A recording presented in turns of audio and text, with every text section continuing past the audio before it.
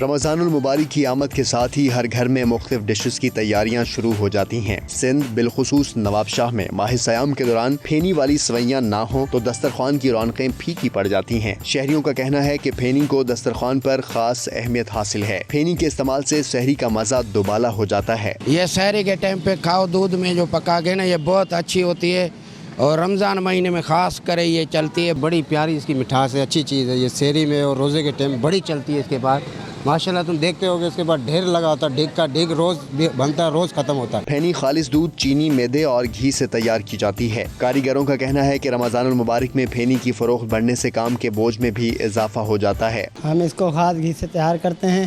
یہ سحری میں کھانے کے لیے بہتر غذا ہے، ہلکی غذا ہے۔ روزہ دار کو کھانے سے پورے دن پیاس نہیں لگتی۔ اس سے ہلکی غذا ہے، اور جب تک بندہ اس کو سحری میں نہیں کھاتا اس کو مزہ نہیں آتا، کیونکہ قدرتی ہے کہ سال کا تحفہ ہی ہے۔ ماہ مقدس میں پھینی جیسی مزیدار ڈش سے روزے دار خوب لطف اندوز ہوتے ہیں۔ کیمرہ مین رفاقت علی کے ساتھ امجد علی ارائیں، 92 نیوز، نواب شاہ۔